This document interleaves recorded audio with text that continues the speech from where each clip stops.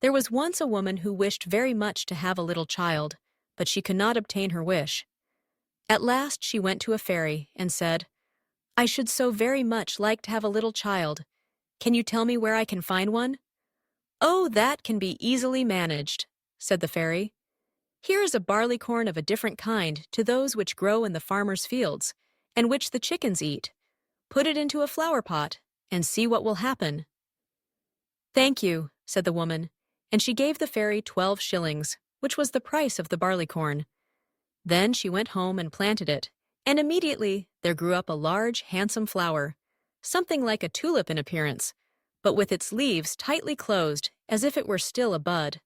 "It is a beautiful flower," said the woman, and she kissed the red and golden-colored leaves, and while she did so, the flower opened, and she could see that it was a real tulip. Within the flower, upon the green velvet stamens, sat a very delicate and graceful little maiden. She was scarcely half as long as a thumb, and they gave her the name of Thumbelina, or Tiny, because she was so small. A walnut shell, elegantly polished, served her for a cradle. Her bed was formed of blue-violet leaves, with a rose leaf for a counterpane. Here she slept at night, but during the day she amused herself on a table where the woman had placed a plateful of water. Round this plate were wreaths of flowers with their stems in the water, and upon it floated a large tulip leaf, which served Tiny for a boat. Here the little maiden sat and rowed herself from side to side, with 2 oars made of white horsehair. It really was a very pretty sight. Tiny could also sing so softly and sweetly that nothing like her singing had ever before been heard. One night, while she lay in her pretty bed, a large, ugly, wet toad crept through a broken pane of glass in the window and leaped right upon the table where Tiny lay sleeping under her rose-leaf quilt. "What a pretty little wife this would make for my son," said the toad, and she took up the walnut shell in which little Tiny lay asleep and jumped through the window with it into the garden. In the swampy margin of a broad stream in the garden lived the toad with her son. He was uglier even than his mother, and when he saw the pretty little maiden in her elegant bed, he could only cry, "Croak, croak, croak." "Don't speak so loud, or she will wake," said the toad, "and then she might run away, for she is as light as swan's down. We will place her on one of the water lily leaves out in the stream. It will be like an island to her, she is so light and small, and then she cannot escape. And, while she is away, we will make haste and prepare the stateroom under the marsh, in which you are to live when you are married." Far out in the stream grew a number of water lilies, with broad green leaves, which seemed to float on the top of the water. The largest of these leaves appeared farther off than the rest, and the old toad swam out to it with the walnut shell, in which little Tiny lay still asleep.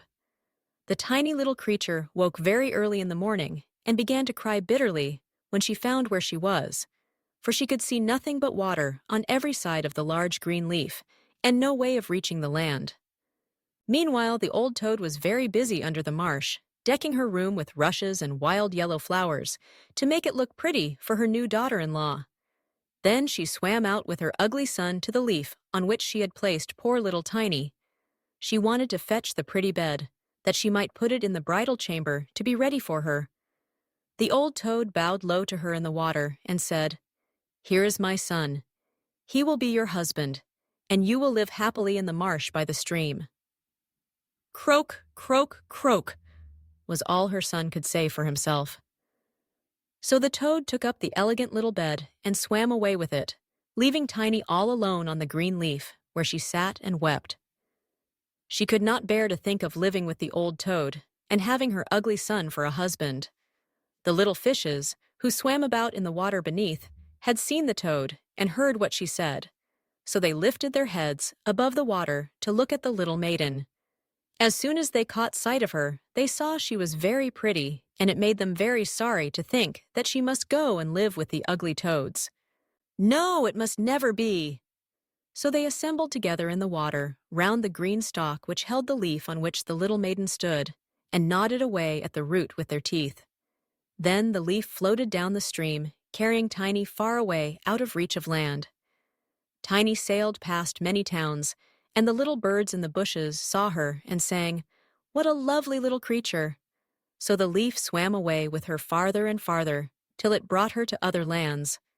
A graceful little white butterfly constantly fluttered round her, and at last alighted on the leaf. Tiny pleased him, and she was glad of it, for now the toad could not possibly reach her, and the country through which she sailed was beautiful, and the sun shone upon the water till it glittered like liquid gold.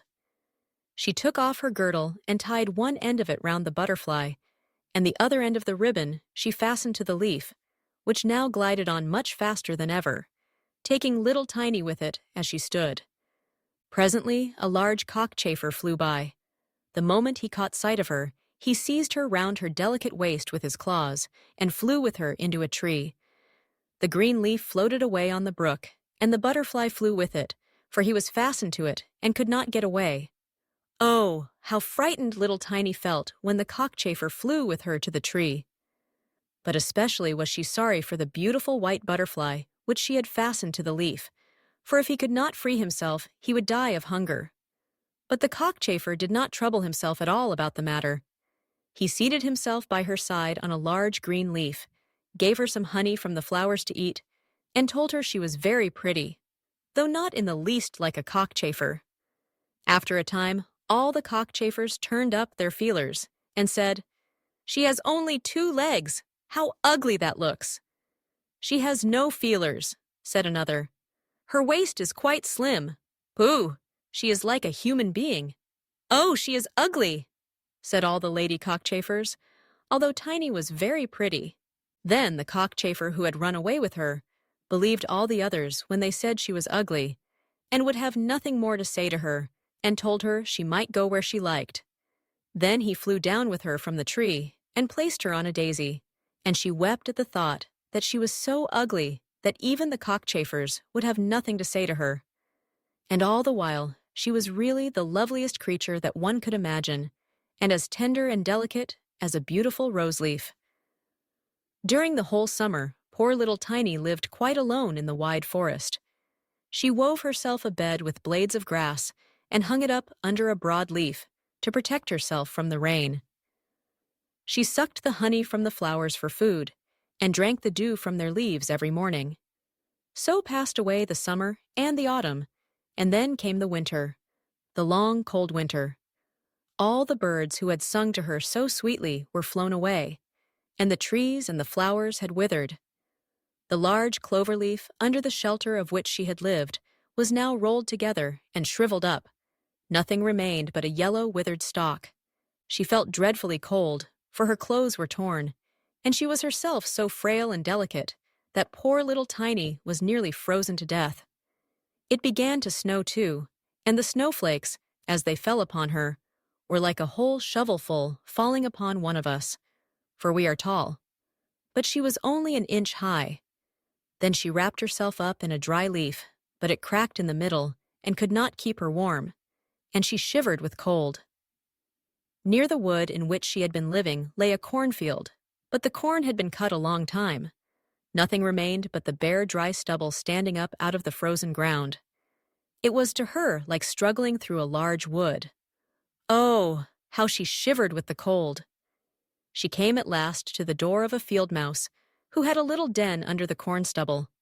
There dwelt the field mouse in warmth and comfort, with a whole room full of corn, a kitchen, and a beautiful dining room.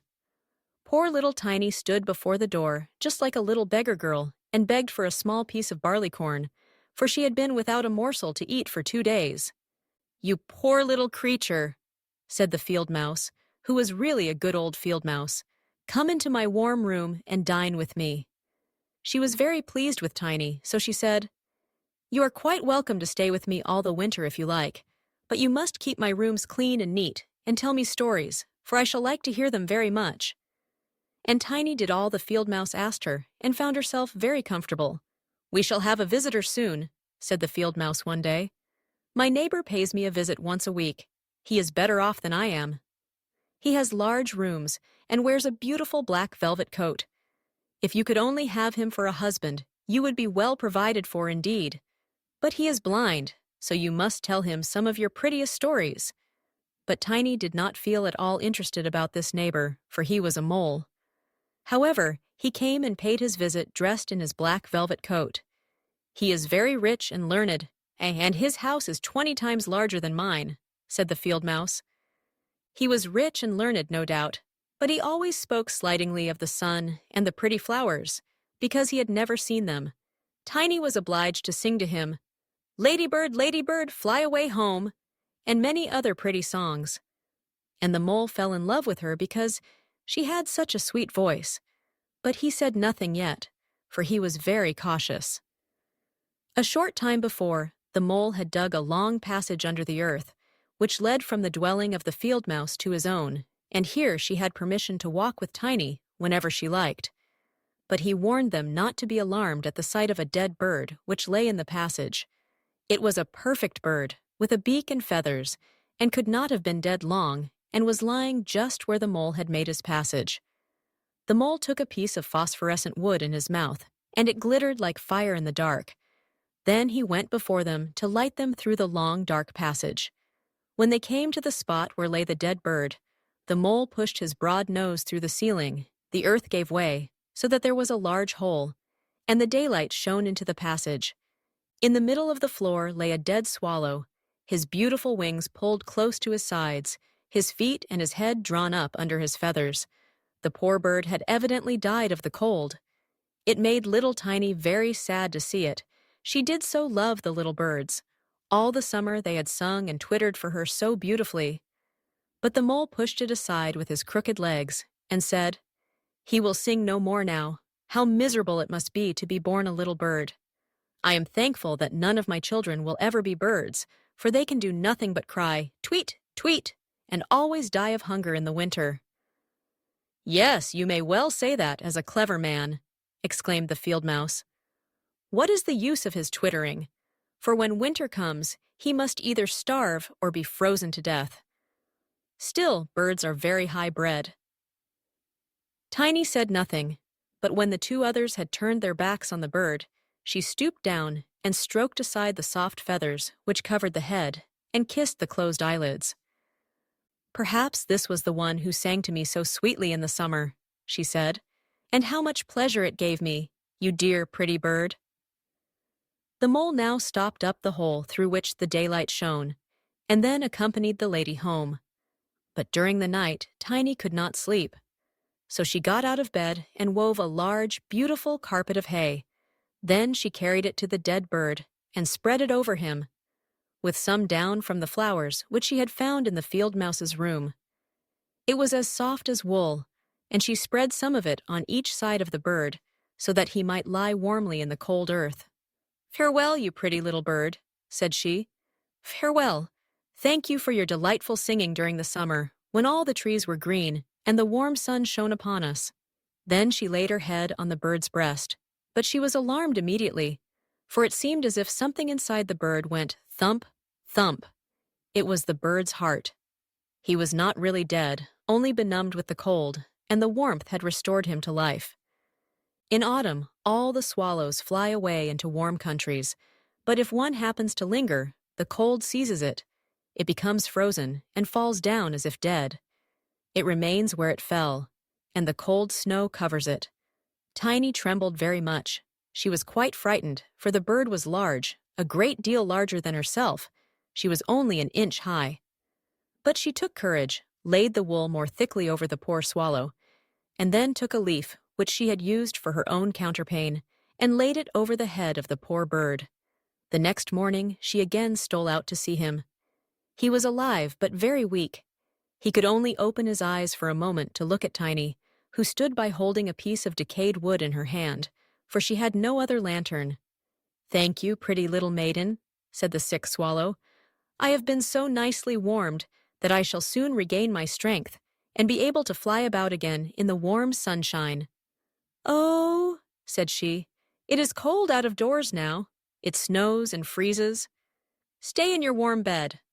I will take care of you."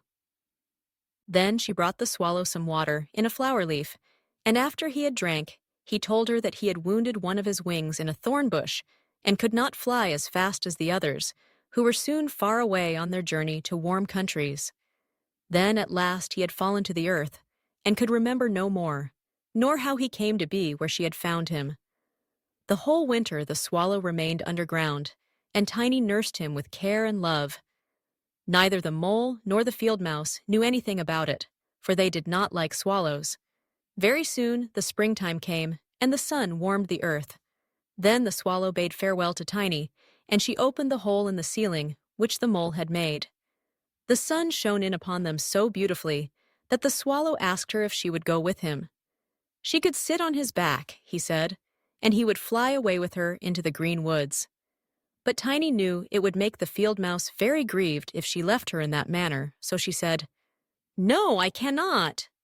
"Farewell, then, farewell, you good, pretty little maiden," said the swallow, and he flew out into the sunshine. Tiny looked after him, and the tears rose in her eyes. She was very fond of the poor swallow. "Tweet, tweet," sang the bird, as he flew out into the green woods, and Tiny felt very sad. She was not allowed to go out into the warm sunshine. The corn which had been sown in the field over the house of the field mouse had grown up high into the air and formed a thick wood to Tiny, who was only an inch in height. "You are going to be married, Tiny," said the field mouse. "My neighbor has asked for you. What good fortune for a poor child like you. Now we will prepare your wedding clothes. They must be both woolen and linen. Nothing must be wanting when you are the mole's wife." Tiny had to turn the spindle, and the field mouse hired 4 spiders, who were to weave day and night. Every evening the mole visited her, and was continually speaking of the time when the summer would be over. Then he would keep his wedding day with Tiny. But now the heat of the sun was so great that it burned the earth, and made it quite hard, like a stone. As soon as the summer was over, the wedding should take place. But Tiny was not at all pleased, for she did not like the tiresome mole. Every morning when the sun rose, and every evening when it went down, she would creep out at the door, and as the wind blew aside the ears of corn so that she could see the blue sky, she thought how beautiful and bright it seemed out there, and wished so much to see her dear swallow again. But he never returned, for by this time he had flown far away into the lovely green forest. When autumn arrived, Tiny had her outfit quite ready, and the field mouse said to her, "In 4 weeks, the wedding must take place." Then Tiny wept, and said she would not marry the disagreeable mole. "Nonsense," replied the field mouse. "Now don't be obstinate, or I shall bite you with my white teeth. He is a very handsome mole. The queen herself does not wear more beautiful velvets and furs. His kitchen and cellars are quite full. You ought to be very thankful for such good fortune." So the wedding day was fixed, on which the mole was to fetch Tiny away to live with him, deep under the earth, and never again to see the warm sun, because he did not like it. The poor child was very unhappy at the thought of saying farewell to the beautiful sun, and as the field mouse had given her permission to stand at the door, she went to look at it once more. "Farewell, bright sun," she cried, stretching out her arm towards it, and then she walked a short distance from the house, for the corn had been cut and only the dry stubble remained in the fields. "Farewell, farewell," she repeated, twining her arm round a little red flower that grew just by her side. "Greet the little swallow from me, if you should see him again." "Tweet, tweet," sounded over her head suddenly. She looked up, and there was the swallow himself flying close by. As soon as he spied Tiny, he was delighted, and then she told him how unwilling she felt to marry the ugly mole, and to live always beneath the earth, and never to see the bright sun any more. And as she told him, she wept. "Cold winter is coming," said the swallow, "and I am going to fly away into warmer countries. Will you go with me? You can sit on my back, and fasten yourself on with your sash. Then we can fly away from the ugly mole and his gloomy rooms, far away, over the mountains, into warmer countries, where the sun shines more brightly than here, where it is always summer and the flowers bloom in greater beauty. Fly now with me, dear little Tiny. You saved my life when I lay frozen in that dark passage." "Yes, I will go with you," said Tiny, and she seated herself on the bird's back, with her feet on his outstretched wings, and tied her girdle to one of his strongest feathers. Then the swallow rose in the air and flew over forest and over sea, high above the highest mountains, covered with eternal snow. Tiny would have been frozen in the cold air, but she crept under the bird's warm feathers, keeping her little head uncovered, so that she might admire the beautiful lands over which they passed. At length they reached the warm countries, where the sun shines brightly, and the sky seems so much higher above the earth. Here, on the hedges, and by the wayside, grew purple, green, and white grapes. Lemons and oranges hung from trees in the woods, and the air was fragrant with myrtles and orange blossoms. Beautiful children ran along the country lanes, playing with large, gay butterflies. And as the swallow flew farther and farther, every place appeared still more lovely. At last they came to a blue lake, and by the side of it, shaded by trees of the deepest green, stood a palace of dazzling white marble, built in the olden times.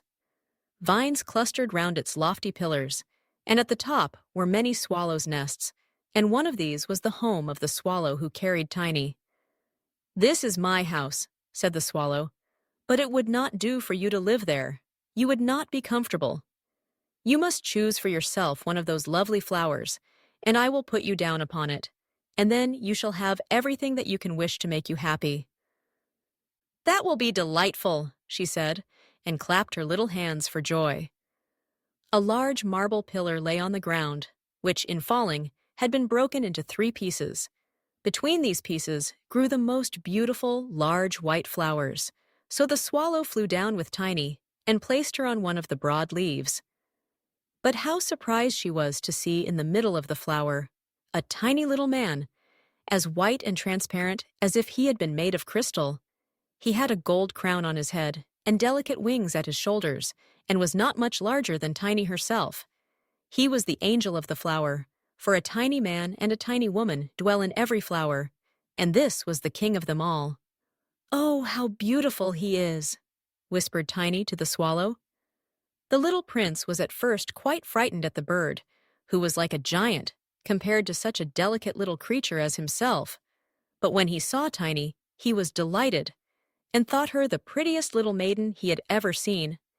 He took the gold crown from his head and placed it on hers, and asked her name, and if she would be his wife, and queen over all the flowers. This certainly was a very different sort of husband to the son of a toad, or the mole, with my black velvet and fur. So she said, "Yes," to the handsome prince. Then all the flowers opened, and out of each came a little lady or a tiny lord. All so pretty, it was quite a pleasure to look at them. Each of them brought Tiny a present, but the best gift was a pair of beautiful wings, which had belonged to a large white fly, and they fastened them to Tiny's shoulders so that she might fly from flower to flower. Then there was much rejoicing, and the little swallow who sat above them in his nest was asked to sing a wedding song, which he did as well as he could. But in his heart he felt sad, for he was very fond of Tiny, and would have liked never to part from her again. "You must not be called Tiny any more," said the spirit of the flowers to her. "It is an ugly name, and you are so very pretty. We will call you Maya." "Farewell, farewell," said the swallow, with a heavy heart, as he left the warm countries to fly back into Denmark. There he had a nest over the window of a house in which dwelt the writer of fairy tales. The swallow sang, "Tweet, tweet," and from his song came the whole story.